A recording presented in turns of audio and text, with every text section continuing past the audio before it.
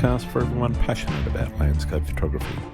I'm Grant Swinburne and I'll be your host on this show, talking to landscape photographers about their motivations, what photography means to them, and to dig a little deeper into the way they think about their photography. Ellen van den Doel is a dedicated landscape photographer from the Netherlands. Photography has always been a central part of her life since 2009 and remains a source of daily inspiration, balance, and creative fulfilment. Living by the sea, Ellen is deeply drawn to coastal environments where the rhythm, light, and atmosphere shape much of her visual language. Her work is best known for its calm, minimalist aesthetic and extensive use of long exposure techniques. By working with neutral density filters and natural light, Ellen creates images that express mood, tranquility, and a strong sense of place. While technical knowledge plays an important role in her process, her core philosophy centres on enjoyment, curiosity, and truly experiencing the landscape rather than simply capturing it. Before becoming a full-time photography educator, Ellen built a long career in teaching and sports. With a background in gymnastics and physiotherapy, she spent over 25 years working as a teacher and coach. This foundation in education naturally evolved into photography, where she now leads workshops, photo tours, and lectures across Europe. Since 2015, Ellen has been guiding photographers in the field, and in the last 5 years she's been closely involved with the Dutch Photo Academy, organising trips and educational programs. Known for her approachable and down-to-earth teaching style, she focuses on helping photographers slow down, observe light more carefully, and develop a deeper personal connection with the landscape. In this episode, Ellen discusses her creative journey, photographing in extreme environments like Iceland, balancing business with passion, and why teaching remains just as meaningful to her as making images. I hope you enjoyed the show. G'day, Ellen. Welcome to Landscape Photography World. Thank you for being on the show. Thank you very much for having me. Awesome to have you with me. I'm interested in why people are landscape photographers. So why is Ellen van den Doel a landscape photographer? What is it about landscape photography that makes your heart race? I don't know if I can describe it. It's a feeling inside. It's a passion. It's about losing time and losing track of time and being in the nature and enjoying the most beautiful moments. An inside drive. In the past, when I was younger, I did gymnastics, very fanatic. Okay. And that was my deep passion. I didn't bother to go out early or to have to travel for it. And that passion came back in landscape photography. I was a bit sad to lose the passion in sport because you can do gymnastics forever. Sure. And yeah, somehow I find it back in landscape photography, and I didn't think that would be the case. I would think it would be another sport or something. And I always love to be creative. I do photography since 2009, more seriously. That's when a DSLR came into the house. Yep. But I always had a little point and shoot analog camera as a kid. There were always cameras in a family. So photography was also always kind of thing. Mm. And for me, creativity was also a thing. I loved to draw as a kid. I loved to make things. When I was playing with the Lego, I didn't play, I did build. So I love to create. So I think that's always has been a part of me. And when the DSLR came, I started to do sports photography, gymnastics, because I was into gymnastics. Yep. And we needed better photos for the club. Where was that? So that triggered my interest more than I normally did with the camera. Mm-hmm. And I was also interested in why are all these buttons here? And it should get better. Why don't I understand it? So that's the moment I did do a basic course for beginners. I did get it as a gift from my husband. Oh. So if he complains about doing too much photography, I was always said, yeah, you gave me the course. But that triggered something. I did go to a photo club. I did follow several courses. I thought I shoot everything. Everything is fun to shoot when you start photography. Yeah. But the main dream was gymnastics. I did photography at big tournaments, like world championships, and I loved that. But when I did that longer, I did get a little bit bored. And a sports photographer might say, why are you getting bored doing that? But for me, it was more of the same. I did love the sport, but I had those big guys for my lens. I had all the jumps and leaps. I had that. Yeah. Slowly I changed my interest to landscape photography. And I think it also because of that photo, because you are triggered to do anything. Usually a photo club, you have multiple genres. There's portrait, there's action, there's sports, there's landscapes, there's architecture, et cetera, and you get exposed to all of those things, which is one of the beauties of being part of a photo club. Yes, and I think that's where I did get to know landscape photography, and it's also, I think, because of the environment where I live. I live on an island.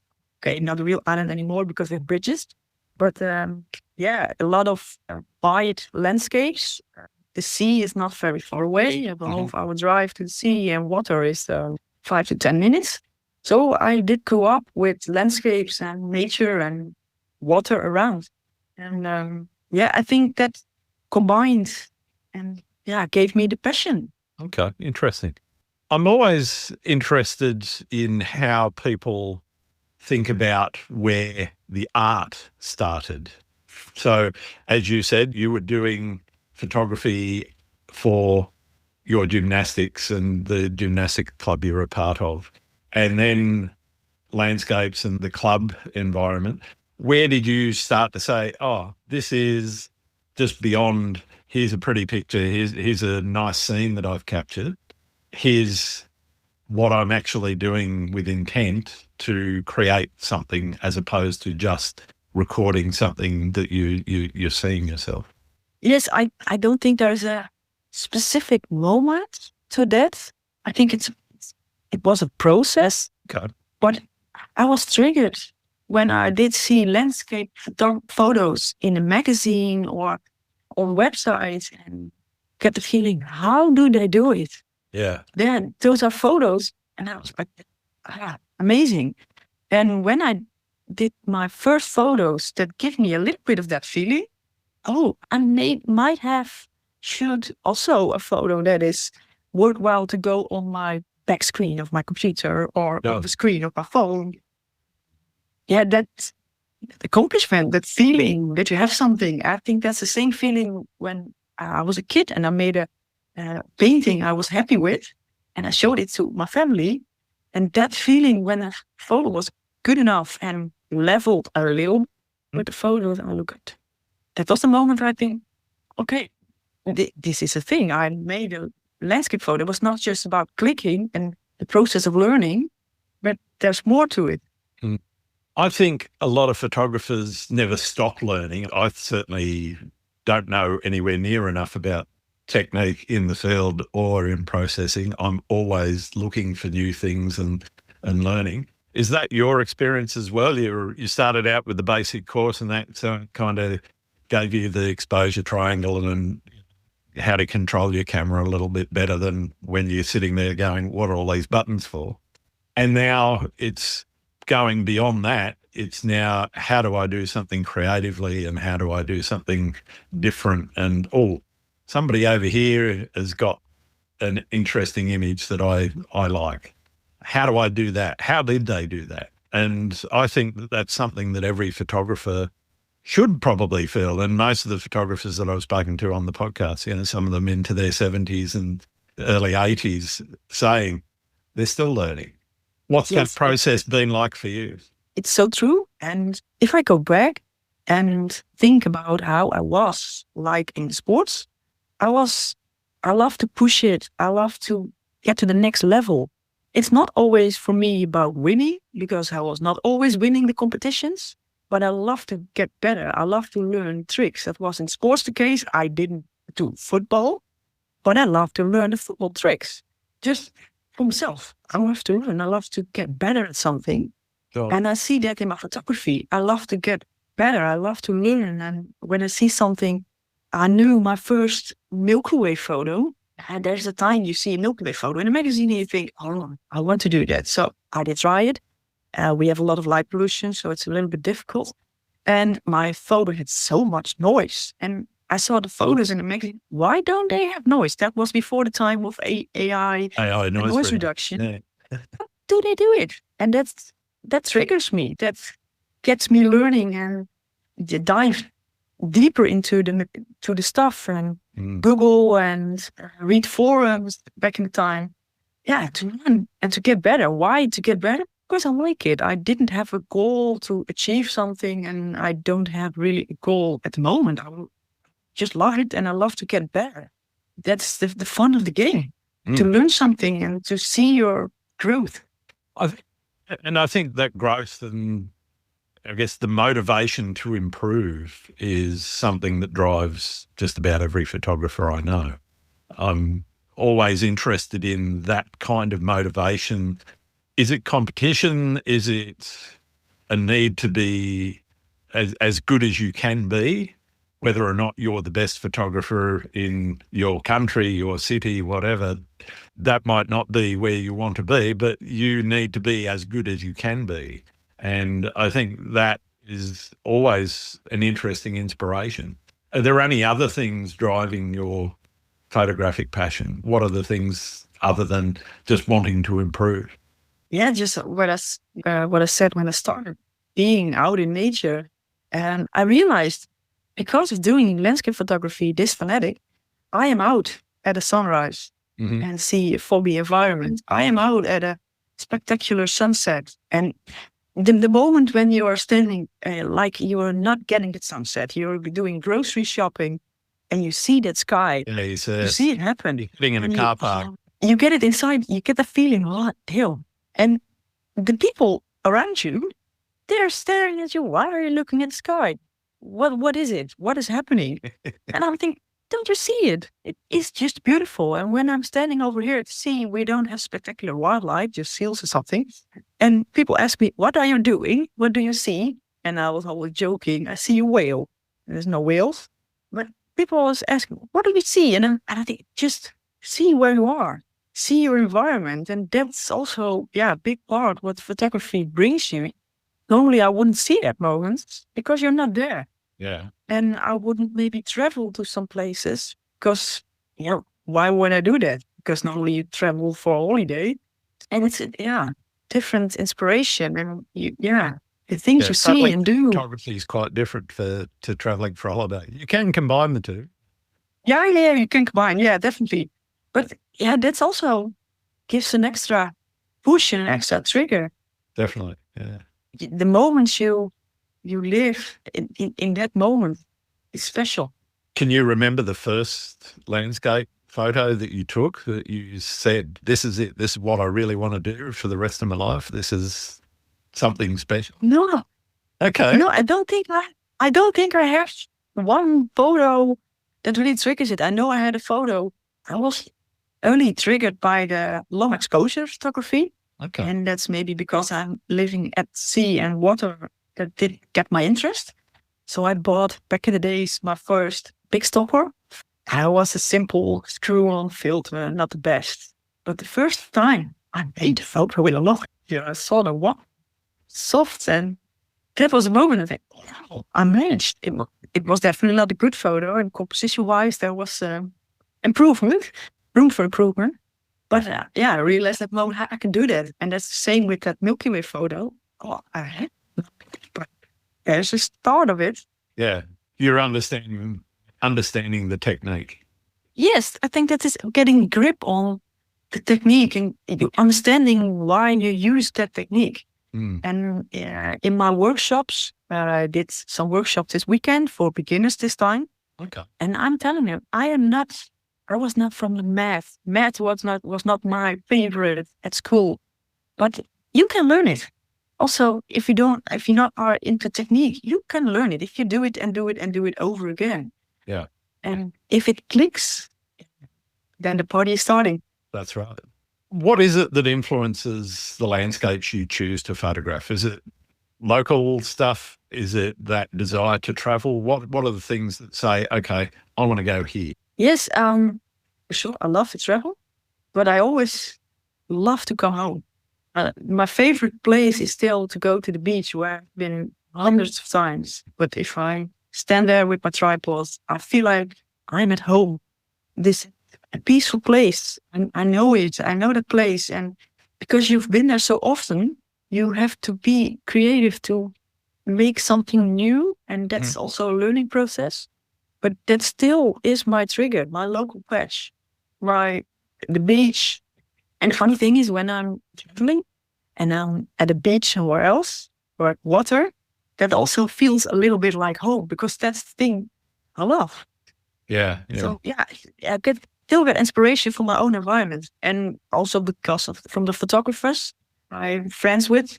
So we also inspire each other, and we're also asking each other, "Come, let's go. We see a good sunset. Who's in?" That also helps you to get going. Yeah, definitely. Do you set yourself creative challenges in your photography? Do you go out of your way and say, okay, well, like Milky Way and long exposure photography, do you deliberately set yourself a challenge and say, okay, I'm going to try this technique, or I'm going to do something different this week because it's not because the other photography you're doing is getting stale, but you just constantly wanting to drive and change and learn?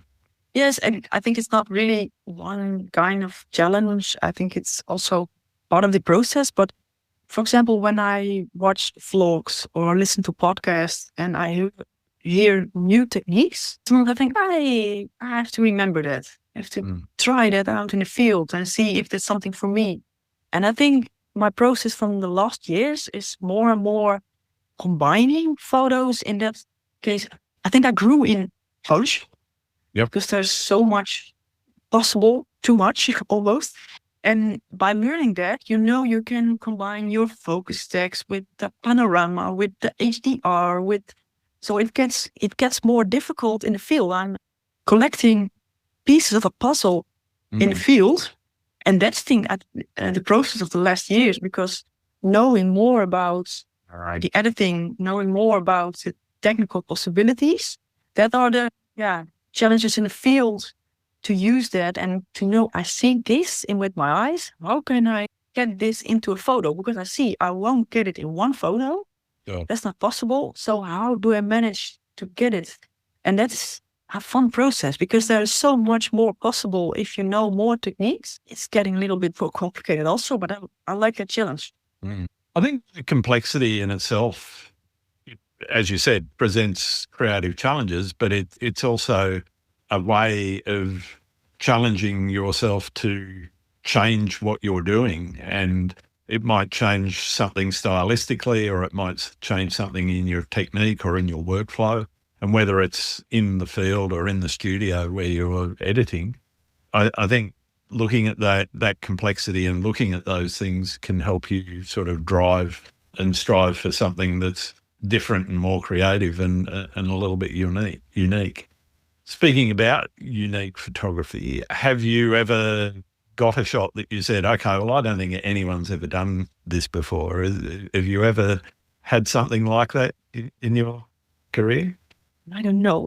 If I think being unique is difficult nowadays. Oh, absolutely. Because so many photographers, social media, and I hear a lot of photographers want to be unique. It sounds maybe a bit strange, but I don't have that drive to be unique. Interesting. My drive is really to do something I like.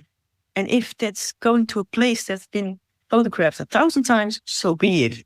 I go out because I like it. It's my photo. And if it scores on social media, I don't care. It's about me. And I sometimes hear photographers and they say, no, I'm not going to that place because that's been photographed so much times. And I think give yourself boundaries. Why? And on the other hand, it gives you a challenge to do something else. Yep. But I want to enjoy my photography. I want to do it because I like it. And maybe if somebody looks at my stream at Instagram, they say, hey, that's a unique shot. I don't know. I'm not that busy with what others do. And I want to do my own thing because that's what I like to do. Yeah. So maybe different to other photographers and their vision, but yeah. That's how I'm into it. Yeah. Okay. I enjoy the challenge of going somewhere that has been shot to death, and living in Sydney, Sydney Opera House, Sydney Harbour Bridge, really hard to take a unique shot, but I like to try. I don't know if it's succeeded yet, but I like to try. And that's what I do at my local patch. It's the beach. And if somebody comes there and said, yeah, what is here? It's just beach. Yes, but there's always something new with the weather and The beach, new wrinkle in the beach. And yeah, the beach And is now- one of the best places to be because it's constantly changing. And one of Yes. my favourite beaches here, you go even the same week, 3 days in that week, and there'll be rocks covered with sand. The rocks will have the sand washed away. You know, that channel of rocks there will be filled because the tide is slightly higher than it was 3 days ago, you know, and, you know, all of those changes, and then the weather's going to be different. All of those things just make it a place of endless possibilities for me anyway. yeah, and it also gives, I love to be at sea because it gives you some peace. It's wide and hearing the sea. So it's a combination of it. And I have since half a year now, 10 millimeter wide angle Okay. for the full frame. That is very So wide. loud. Yeah. Yeah, it's a Laowa lens, so it's not a fisheye. It's real 10 millimeters.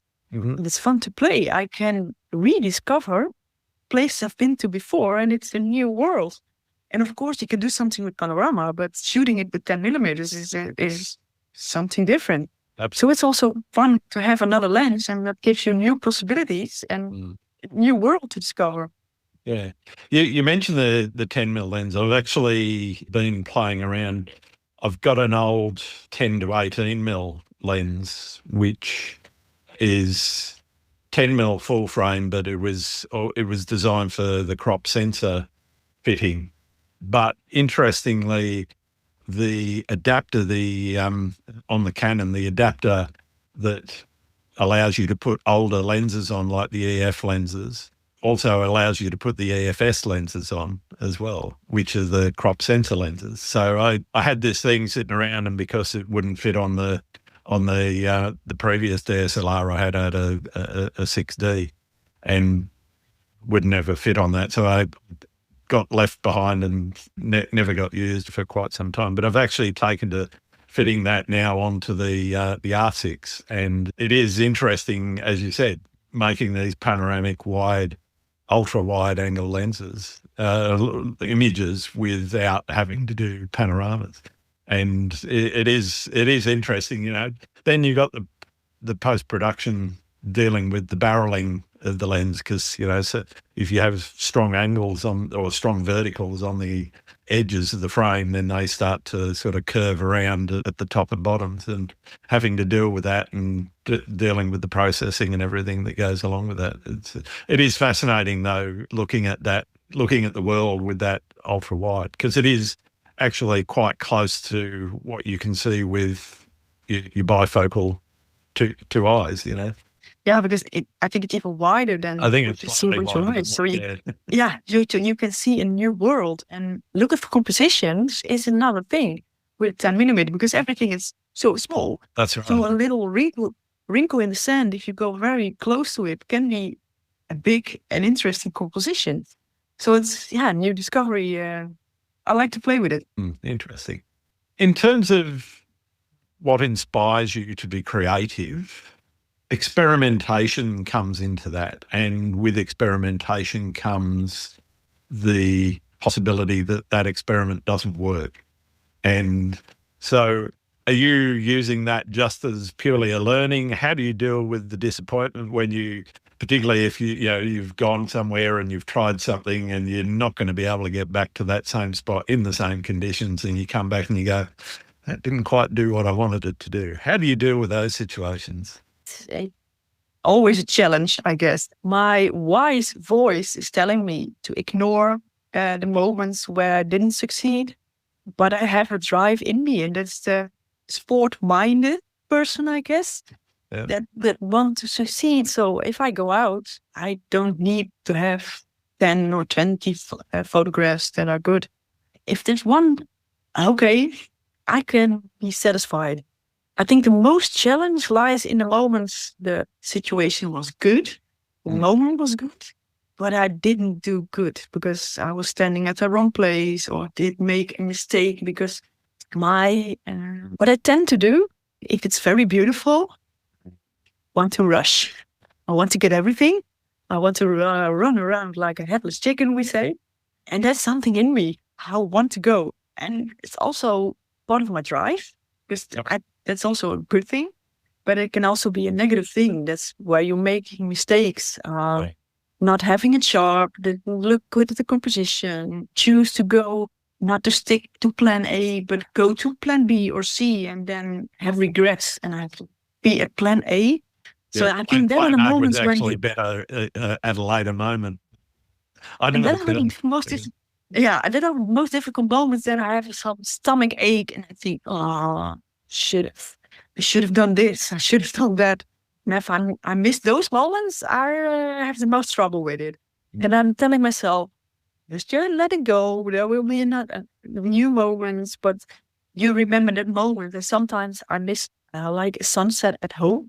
And then my husband is telling me, you're getting new sunsets every day. But I said, no, that's sunset. Yeah, not that And one. if I see photos like on Instagram, maybe a half a year later, I still know that's sunset. This, I don't know. And I don't want me to have that feeling because that's also a negative thing and you can be bothered by it. But yeah, I have it. I have to admit. Yeah. I think every photographer has those negative feelings, but it is, as you said, having that wise head saying, okay, stop thinking about that. Think about something that is more positive. That's the key, is being able to switch off those negative thoughts and switch on towards something that's more positive. Yeah.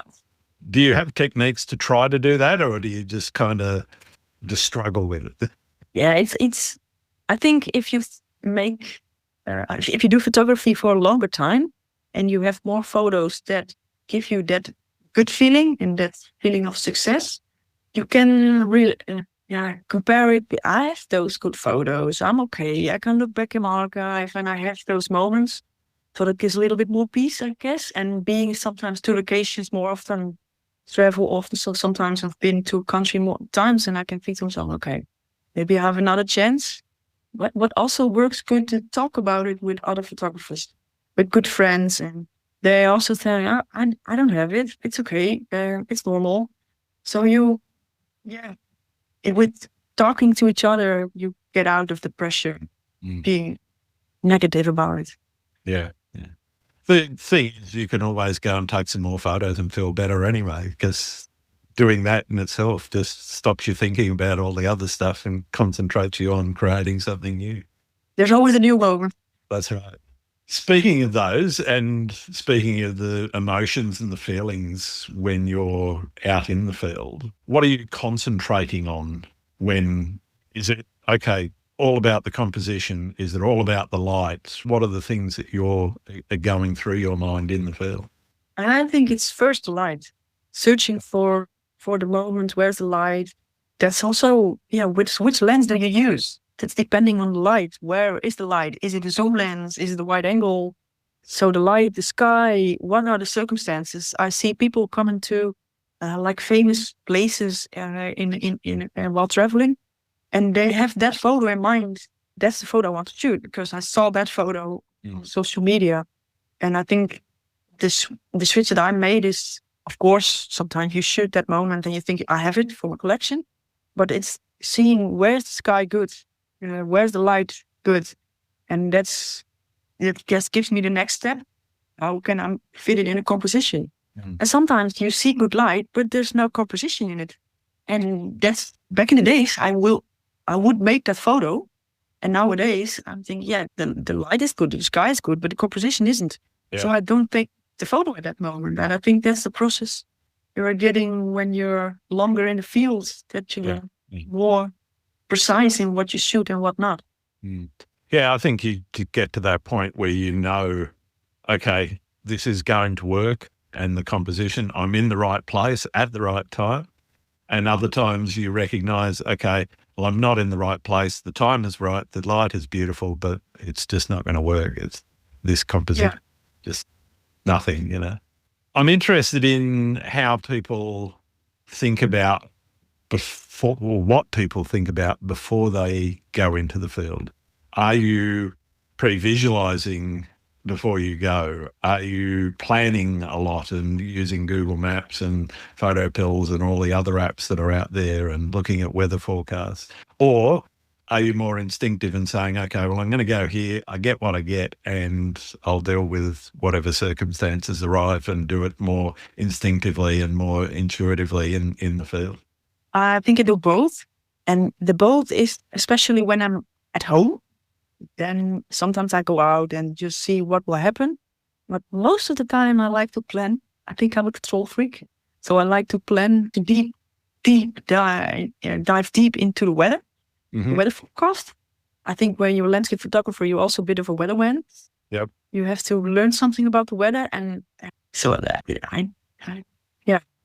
it's a big art for me. And then, of course, photo pills, the locations, Google Maps.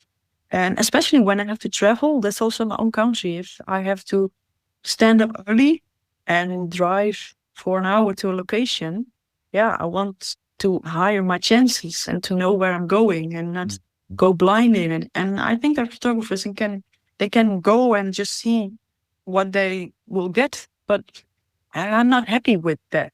I want to have a little bit of control about the situation and hoping to get good circumstances, good composition. So I can go very deep into that moment, and that gives you success for your photography because it gives you higher chances at good weather.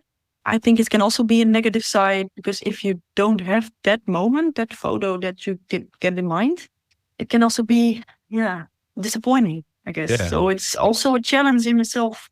How far do you go with it? But I also like the planning and I'm interested in the weather. And so it's two sides of the story, I guess. And I totally get that because you do tend to, I know I do anyway, if I'm going to do a local shot and I'm looking at the weather forecast and it's looking pretty grey and miserable and I'm kind of going, I'm not going to get any light. The horizon's going to be socked in with cloud. It's just not going to do anything sometimes, and I won't go out simply because looking at that weather forecast, I'm kind of going, so sometimes I do use it as an excuse not to go. And I think if you have a busy schedule, busy again, if you don't have a lot of time, you make choices. That's right. You do have to make choices. But funnily enough, some of the times when I've said, all right, well, I'm going to get up at 4:00 in the morning tomorrow and I'm going to go out and we'll see what happens. And I haven't looked at the forecast, don't even know what it's going to do. And it's a grey day. And I've still got really interesting images because I've then had to adjust as opposed to saying, okay, well, I've pre-visualised. Largely that's because I'm going somewhere local and I know the conditions depending on where I go will be what they will be, and it's about knowing that locally. And that helps a lot. It's when you're overseas or somewhere like that and you're never going to get back to this place and you've only got that morning or maybe 2 mornings if you're lucky to go, okay, that's when it can be, okay, well, I'm here and this is what it's like. So yeah, you have to deal with it. I also tell people that I once have somebody who traveled with me and he had a list on the phone. This is what I want to shoot. Wow. I told him, these are photos from photographers who probably lived there or been there hundreds of times. It's not realistic. 20, 30 times in a year, And that's when I'm on the point you said. Sometimes you are in that moment and you have to deal with that moment and get the best out of it. And that also drives you to shoot new compositions or try out a different edit, or like when there's no light, you get to more moody, gloomy shot can also be good. And I know my first time, story into it, my first time I did go to Iceland with 2 friends, colleagues. we had 1 week of horrible weather with a lot of rain. There was one morning with light and that was it. But I still find it so beautiful. And when we came to Diamond Beach, the one side is your coastal, the glacier lake, and one side Diamond Beach. You didn't see a thing at your coastal because it was raining, and no view. So I thought, okay, and I had all my hopes up for that place because it seemed magical for me. So I had to let it go. And then switch to Diamond Beach. And there was some ice because you also have to be lucky. There is some ice, not big, just little chunks. But it was raining, it was dark. And in my head, I had a vision of lights through the ice. And so I had to switch a button in my head and think, I have to come up with a new plan. And I did shoot one of my favorite moments at that beach. It was dark, it was gloomy. And I remember sitting at my laptop that evening in the accommodation and almost feeling, a little bit of tears in my eyes because I was so happy with that photos. And I still am. And later on in the years, I shot with the light, but my memories are with that first shot with the gloomy, moody circumstances. And that's the point when I'm telling people, try to let go your visualization of that place. Try to go with an open mind and see what the landscape gives you when traveling. Because at home you can plan and you can go. And of course you can plan a little bit when traveling if you know the place, you know the weather. But there's a limitation to it. You are at that place at that moment. Just learning from that moment, that's the advice I try to give to people from, this is what it is. But try to make the best out of it. Not stay in the car and don't take the photo because it's nothing. Because I first thought a little bit, this is not going to work. But it did work. Just to go out and try and shoot and new visualization of the moment. I think that's an important piece of advice to give to people, particularly when they are travelling, is to think about if conditions aren't ideal, you need to start switching up and think about other things that you can do, as opposed to whether it's an epic landscape or small, intimate details. You've got to think about doing things. What is your plan B overall? Not the plan B composition, but, you kind of go, okay, well, plan A isn't going to work because these conditions aren't conducive to giving me what I want out of there. Sideways rain and 10/10 cloud. You're just not going to get the shot that you envisaged with beautiful pinks and blues in the sky. In terms of, you mentioned that success was getting something that you were happy with. How much of your success would you attribute to your ability to communicate those things that you enjoy and those things that you like to take photos of? Can you okay. ask the question? Yeah, sure. In terms of your ability to communicate an idea about the photo that you've taken, how much success do you think you've had because of that ability to actually create an image that communicates a feeling or communicates something to the viewer? I think the biggest part of success is in the feeling I have with that photo when seeing it on my big screen on the computer and it just clicks, then I know it's this success. And of course you hope that viewers will also like the photo, and that's, of course, it's good for your ego. Yeah. That happens. But I know that's part I learned in the process. It's algorithm, it's social media, and it like this, how they see it, and they don't get the feeling with this kind of small picture that I did get seeing it on my big screen. And it's also about having the emotions from that moment that the viewer don't have. And of course, I like it when the photo scores I can ignore it.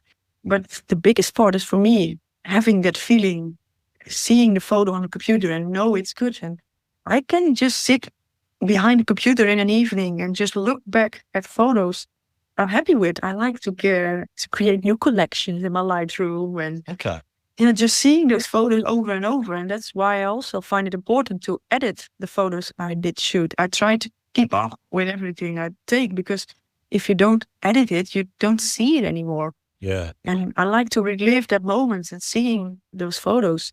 And of course, if you get back from people who telling you, oh, I love your photo and I want to go to the place and it triggers me to go outside. Of course, it does something. But the most important part for me is being happy myself with the photo and getting that happy feeling. Like I said, was being a kid and made a painting and I think this is it. This is a good one. And still having it. Yeah. That's most important for me. What do you think landscape photography has taught you about yourself? I think I realized I'm even more control freak than I thought I was. I think, seeing to get a passion, to go blind for something. Like an example, I don't like running, like in sports running. Mm-hmm. I find it a bit dull. But when I have to take a photograph at a beautiful moment, I go for it. So the realization that you can go deeper than you thought you could, that brings you something. And that's always the part I had while doing gymnastics. You can do more than you think. If you practice and go for it, like I hate being in the cold, but I love to go make photographs when it's cold, when it's winter, the cold lands, cold places. So you can do more than you think. And you can learn more than you think. Because when I started photography, I didn't think I would learn it. I would think it would be too complex, too technical. No. And I did learn. So the success feeling I did get out of it, I think that's good realization and lets you grow as a person. Yeah, fantastic. In terms of what photography is in your life, is it a hobby? Is it a full-time profession? What is photography in your life? Nowadays, it is a full-time profession. Let me get back a little bit into the history. Sure. When I ended my high school, I did go to a sports education. There you learn how to teach and coach in sports. Teaching, was a part of my profession. I did teach gymnastics until 2.5 years ago. After that education, I did study physiotherapy because I was kind of a person, I didn't know what I want to do. So I just changed a little bit the study and I did study physiotherapy. And I was a physiotherapist until 2.5 years ago in a rehabilitation setting.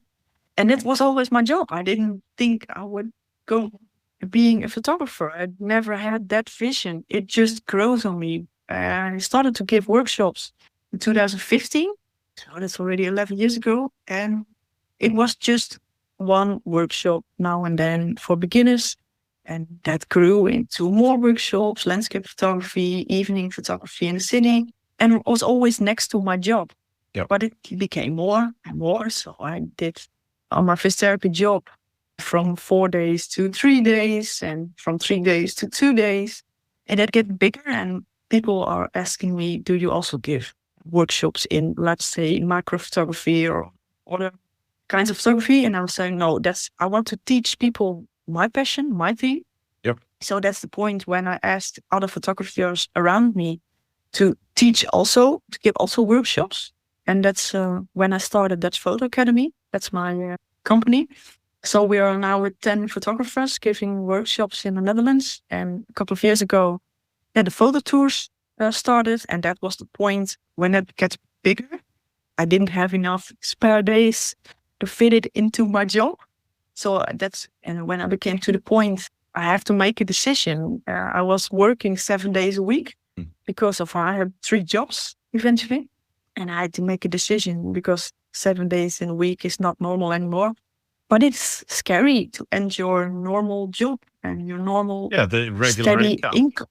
Yeah. Steady income. And also with physiotherapy, it's a medical job. So you have to be working in that job to be allowed to do it. Yep. So that's a bigger choice behind it. But I have to do it. And so I'm kind of living my dream now. But I think I have to work harder than ever. Don't let my boss hear that. But having your own company, it's always on. And there is no end to it. And I've never been so much behind the computer for all that work. Because people think, oh, you're going on a holiday. And that's not a holiday. It's a very hard work. And a lot of work. But it gives me so much back. And I love what I do at the moment, and I don't have vision for, like, say, 10 years. I'll see what it brings me, and I hope I can continue. But if it ends, it ends. And then I'm happy to look back at what it got me, and then I have to think about something new. But at the moment, I'm happy with the choice. I did quit my job, how scary it was, and it turned out good for the moment. Yeah. You talked about how scary it was. What was going through your mind? Was it the fear of letting go of the regular steady income? Was it the fear you mentioned having to stay current in physiotherapy because if you dropped out, then it's very hard to get back in? Were those the key things that sort of said to you, okay, this is why I'm clinging on? What made you say, okay, I'm going to cut it? I'm going to cut ties and go, okay, off it goes. I'm going to do this. The struggles you mentioned, that was my struggle. And there was a moment it was December 2019. I did a trip to Canada. I couldn't imagine I won a trip to Canada. So it was crazy. But in the winter of 2020, we did get the pandemic. Yep. So that it didn't happen. It kept postponed, but it wasn't clear if we were ever get that trip. And it was 2023, beginning of 23. We suddenly did get that trip, but I had planned my photo tours already in my schedule that year. So I didn't have any free days at my work. I was already 2 weeks behind with hours. I would have to work extra to compensate it. And then, this trip was coming back to me. And I need to take 3 weeks off to go to Canada because I was not saying no to that trip. Yeah. Because when do you get that? And I was already on a point that I had to choose. I was thinking, should I do it? Shouldn't I do it? And when that came, that was kind of that's what I needed. Just say, go for it. And the trip was kind of, a trigger to make my decision and go blind. Yeah. You mentioned the other thing that I think every person that runs their own business, let alone their own photography business, but the struggle of working 7 days a week and you're the boss, you're the marketing manager, you're everything, you're the main person doing the creative stuff as well.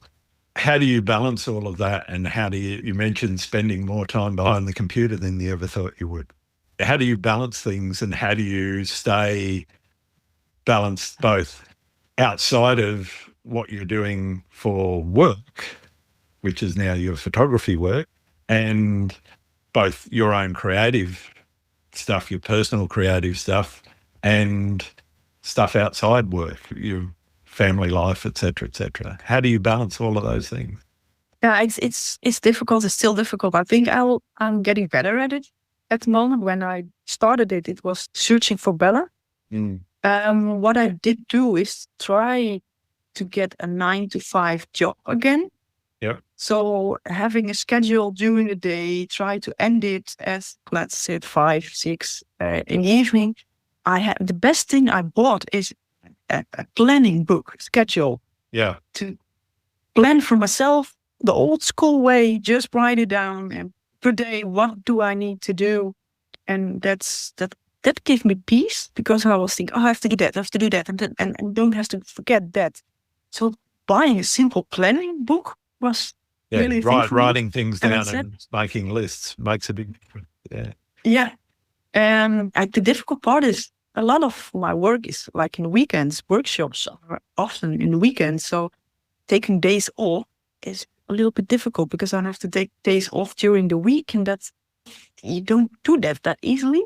Yeah. But I try to balance that during the week. So if I go for lunch with friends during the week, I'm thinking, okay, that's normal. That's my time off. Mm-hmm. And I compensate it by working in the weekends and doing the workshops.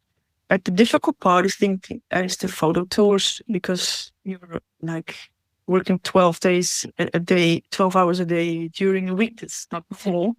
So I plan a week before the tour, more peace in my schedule, and after it, Also, a little bit lay down week because you need it. You need to rest, and that's also you book your holidays, basically.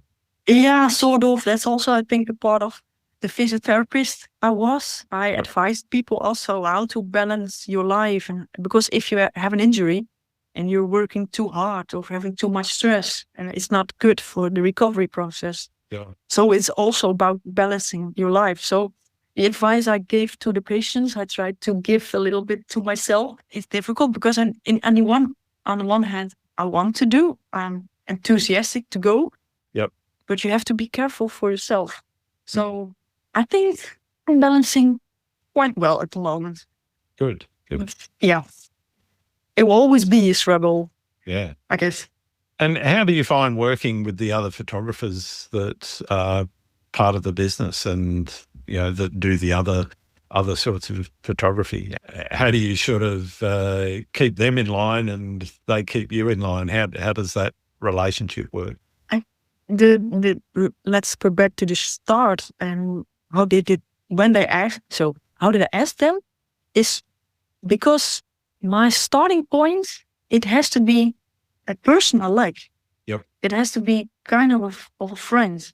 I don't ask random people to do workshops. I first want to know a person. I want to know if it's a person that's easy and that's easy to talk with and can teach.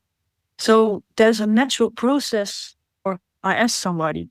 It's not like I want to know that person and it might give workshops in the future. No, I did met somebody and the process is going about learning each other, becoming friends. So that makes it a little bit easier, I guess, to get in touch and stay in contact. Mm-hmm. And what's the main thing that you've learnt from running a business? What lessons have you taken away for yourself? And it's hard work. I did already knew that because in the gymnastics, we organized a big tournament for the kids. And so I did know a little bit about how that would be. It wasn't new for me. Yeah, what I did get out of it. I guess it's a bit of in my photography. You can do more than you thought you could. If you are willing to learn, if you are open to learn, there's more to it. Like you said, you are busy with marketing, you're busy with finance, you're busy with building a website. Yeah. And I did those part a little bit in my former jobs, like for gymnastics and my own website. If you're willing to learn, you can dive deeper into things. And then it's also sometimes fun. You wouldn't maybe think you would like it. But if you are really passionate about something, you can do more than you think. I think the finance part is still for my husband. I don't like the finance part. Fair enough. Yeah, I've got to agree. I don't like the finance side of my business either, but it's where the money is. He's the expert, so that's an advantage for me. I'm not a fan of the whole tax side of things and having to calculate. You have VAT or something similar. We have GST, which is the goods and services tax. So it's the same sort of thing as VAT, etc. And it's just sitting there working all of that out. And has that been paid? Has this not been paid? And working other things out. Yeah, not my favourite part. And my wife doesn't do it for me either. So too bad. Maybe you can learn her. Yeah, maybe. Let's talk about your most memorable photography experience. Where was it? Was it about that place that made it so memorable? I think I have a lot of moments, but if I have to choose one, it's maybe a little obvious one, but it has to be photographing active volcano in Iceland. And I don't know if it's my best photo, but that feeling, seeing that, I get goosebumps when I talk about it again. I can't describe it. The first time it was 2021, and you have to walk up a mountain to really see it. So while walking, you didn't see it, and suddenly there's a moment you get the first visual. Oh, it was tears in my eyes, jaw dropping, literally, and goosebumps. And I do talk a lot, but at that moment I was silent because it's that something so much bigger and bigger than you, and seeing the earth being created. It's something you see in movies, something you read in books, you learn it at school. And I didn't expect to have that feeling. Before I did go, I was busy. I was following it on the internet, following the news, knew everything. I thought I need to know about it. But seeing it, I didn't realize I would get that feeling. And I was lucky enough to see it more often. And it didn't change. The feeling was there every time. So seeing the photo of that moment, I think it's because it's the most special moment, most special thing I saw in real life. That's why that's a favorite photo. Oh, fantastic. What about horror stories? Have you had any experiences which have been less pleasant? Yes. Of course, I did all the obvious. No battery, no SD cards. My camera did see a lot of seawater, but luckily it never was a problem. Broken filters, the normal stuff I get. No. I think one story is one of the first time I did photograph the meteors, the Perseids. I would combine it with the Milky Way, so I want to shoot it. It was in August, I think between 12 and 1 a.m. in the morning, and nobody wanted to join me back then. Everybody was saying it was Saturday evening. You're crazy. I go to bed. But I wanted to go, and I'm a little bit scared in the dark. So I did go because that's the thing about photography. There's always a push to go. You do things, what I said, which normally things you wouldn't do, you do. So I was driving out in a little nature reserve nearby house with a car, and it was a dead end road, off-road. And I was sitting at the end point of the road on a jetty, and I was including myself in the photo so that I was taking a selfie. I thought I add a little element. So when I was sitting, I did see back at the road I came from, and I see a car coming. I saw the lines of the car bumping at the off-road, and I was thinking, why is somebody entering this area at this time of night? And I knew there were some troubles in that area, like drug stealing, that kind of stuff. So that combined in my head, Saturday evening, not a normal time. I had to go. So I rushed and threw my tripod with camera in the car. I didn't even collapse it. It was just in. And I did drive, but I have to pass that car because it was a dead-end road. And I thought I'll let that car pass. So I did park the car a little bit at the side of the road and let the car drive by. And then I was thinking I had to go out. But I was too rushed. And I did miss a wooden pole that was standing next to the road. Yeah, you guessed. My car had some damage because of that pole. But the car was 3 months new. Oh, dear. So I had to come home and tell my husband that I breached the car. We repaired it and everything came good. A couple months later, I did have a workshop for beginners.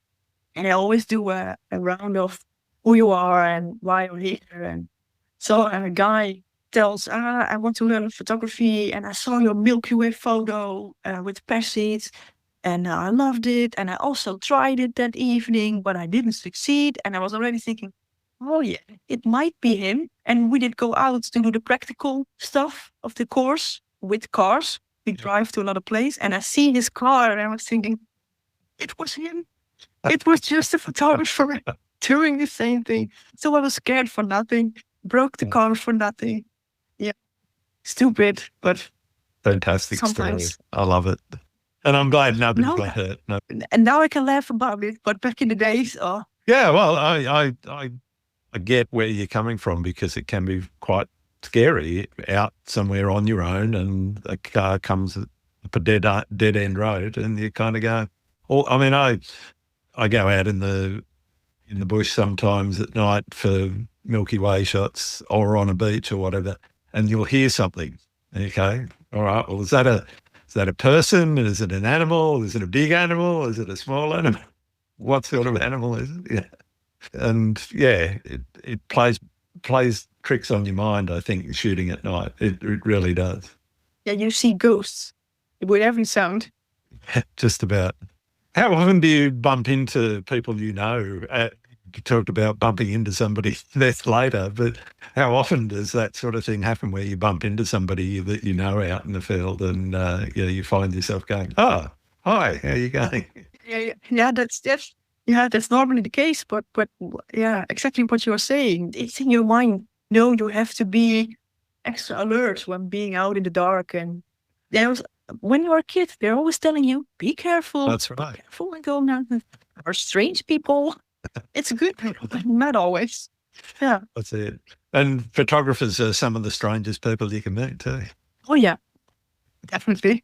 I'm interested in how people work when they come out of the field. Are you straight into your editing as soon as you get home, load up the images, go through them, catalogue them, work out what you're going to work on and start work? Or do you just back them up and leave them there and I'll get to them later? Where do you fit on that spectrum? I used to do it directly. That was normally my thing, if I had the time, of course. Sure. Because if the sunset is really late in the evening, I go to bed. But more and more, I do keep them for a little moment, not that long. I think the next day, if I have the time, I will start editing because I'm too curious what I've got. And especially when the moment is good, I'm so excited to see the photos and always doubting myself. Did I do good? Didn't I make any mistakes? I want to see them. Yep. But when I do edit a photo, I'm more and more, if it's done, I lay it rest also and get back to it later and check it out because, your vision changed and sometimes you did go a little bit too crazy and you have to, change that. You also back miss to a little bit things, normal. dust spots or whatever, I'm always doing that. Yeah. And when excited, post it on social media and then you look at it 3 days later and go, oh, that's horrible. Yeah, I didn't do that too often. Yeah. So that's exactly the reason why I'm taking a little bit more time because I have had that moment too much. Yeah. And regrets that you posted.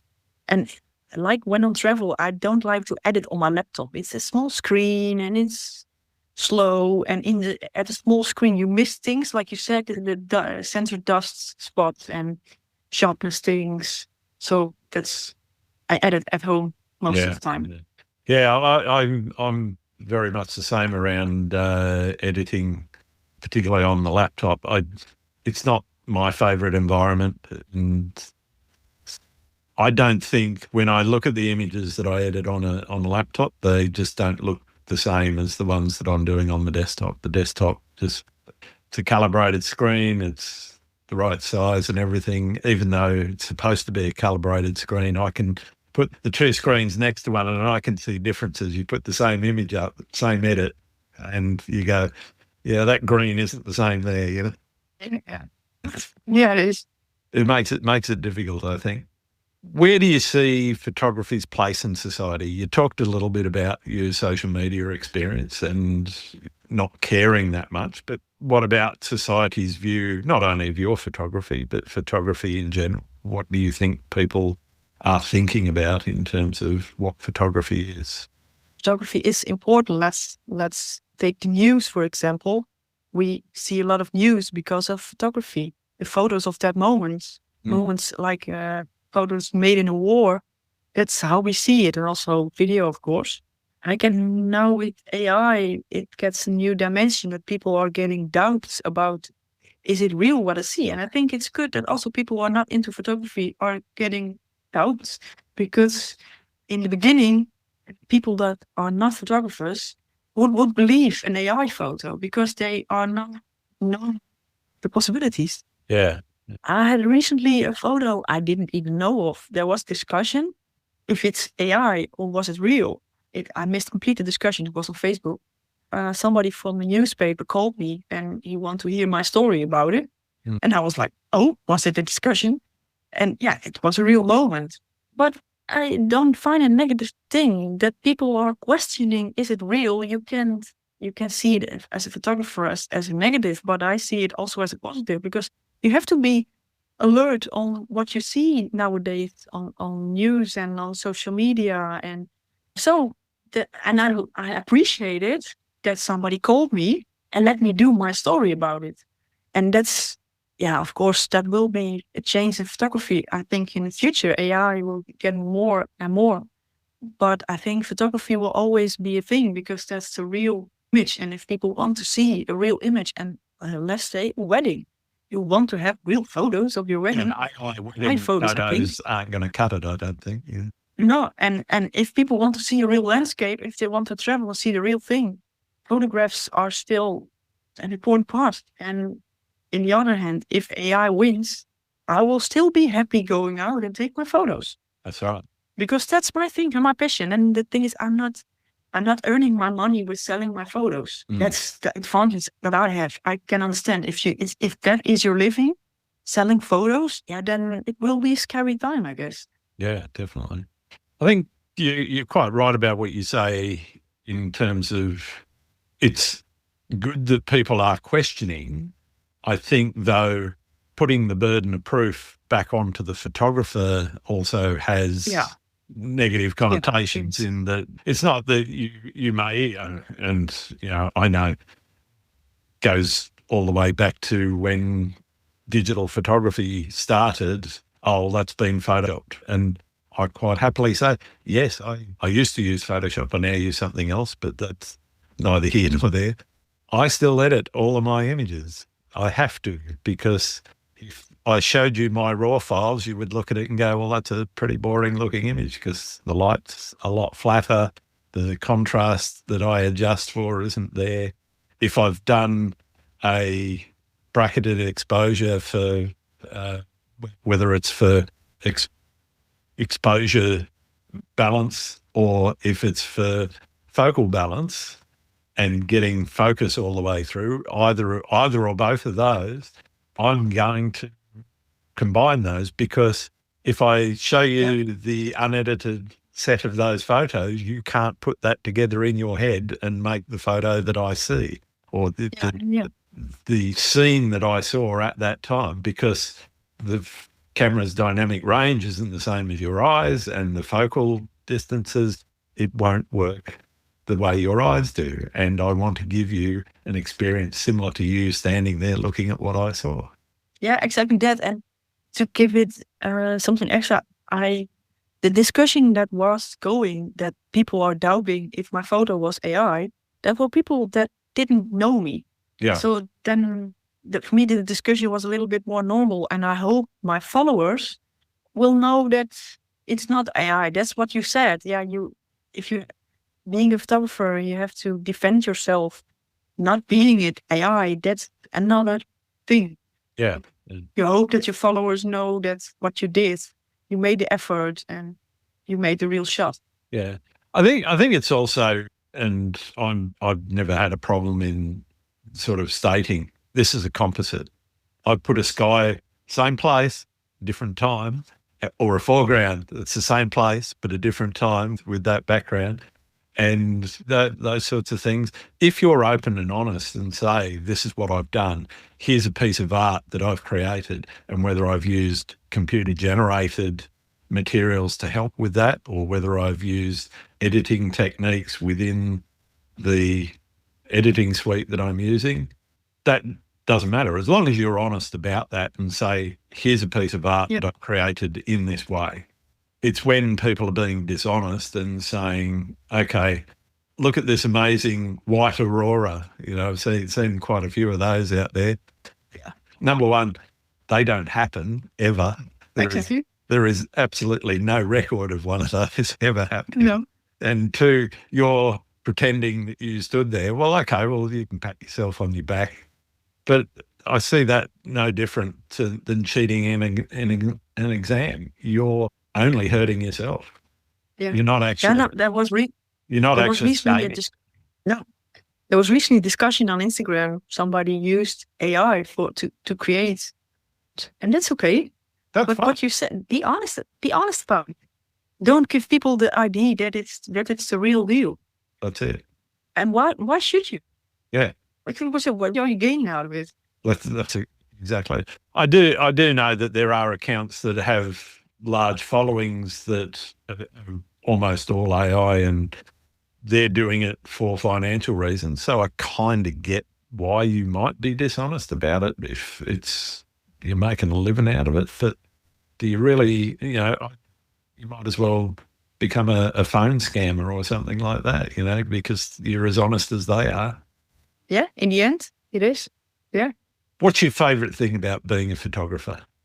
I keep saying it. I think living the beautiful moments, being happy with the photos I took from that moment and relive the moments while see their photos. Yeah, I think that's the base of the whole thing. Definitely. It's as simple as that, I think, for me. Awesome. And what about the worst thing? What's your least favourite thing about being a photographer? Yeah, next to the company part, but that's what we already talked about, the taxes and the finances. To be organized with all your stuff and cleaning it afterwards again and again, coming home with all Cleaning clothes and salty tripods and... The thing is, even when it's been in your bag, if you put your camera away in your bag for a week, if you say, okay, I'm not doing any photography for the next week, it all gets put away. You pull it out, you've got to clean it. Yeah, it is. And sometimes also, like the beach when I go to is a half-hour drive. Mm-hmm. But sometimes I think, I have to drive half an hour back. I just want to stand there. It's the fun part. That's right. That's like if you have to paint your house. I don't hate the painting. I hate to get all the stuff to prepare and to clean it up afterwards. Break all That's the a bit of the thing. bits off and sand it down and I'm with you. I like to paint. Yeah, the preparation's the pain. Yeah, and that's sometimes also the part of photography. Sometimes the process into it and afterwards cleaning and time-consuming part. Absolutely. What's the best and or worst piece of advice anyone's given you? Oof, think about it. Yet I think the best advice will still be keep it close to yourself. Do what you love. And that's also an obvious advice. Sure. But I would still give that also to other people. Because if you don't do what you really love and you do it for other people, you do it for the likes on social media, it's not your hobby anymore. It's not your thing anymore. Keep it close to where you started. Why did you get the camera? Why did you think it was fun back then? If you be close to that feeling, it will ever be a hobby and it will ever be fun. The worst advice, I don't remember it exactly, but I remember the moment I was doing sports photography and there was a guy who was thinking he was the best in the field. And I was like a young female girl just getting into photography, see her with the camera. And he was pushing me in a way it scared me. It made me insecure. He was giving me a feeling that I couldn't do it. He was talking me out because he was the best. And I think you have to be strong in that kind of field to think to yourself, no, I think I can do it. I have to listen to myself. But if I would listen to him, I would have stopped doing that photography because my camera wasn't good, my technique wasn't good, I didn't have enough experience. Yeah. So if you sometimes listen to the big guys and you be scared and stop doing what you like, that's not what you should do. Definitely. But it's sometimes if you're starting and you're young, it can be difficult to choose your own path. Agree. I honestly don't understand that mentality of somebody that is going to put a beginner down. Everyone is at a different point in their journey and there's always going to be somebody that's better than you. There's always going to be somebody that's not as good as or hasn't reached your level yet is a better way of putting it. And if some people never want to attain a better level, they're not competitive, they're not doing it for a job, they're not passionate enough about it, and they're happy with what they take. That's fine. And that's also good. That's fine. That's right. If they like it, it doesn't matter what I think. Exactly. Yeah, and I really also, when I look back at it, I really, really don't understand why people are like that. It makes no sense to me at all because I think everybody is where they're at and they're as passionate as they can be about it, then they will reach whatever level they're comfortable with. Yeah. Yeah, exactly. All right. We need to wrap up. I think we're just about to the end of the conversation, but I do need to know, are there any other photographers out there that I need to be talking to? Oh, that's a bit of a difficult. And I may stick close to home. That's My right. photography buddy, Karin de Bruin, also landscape photography. Okay. Landscape photographer. Love to do seascapes. I would love to hear her story in your podcast. Fantastic. I'll definitely look her up. Thank you very much.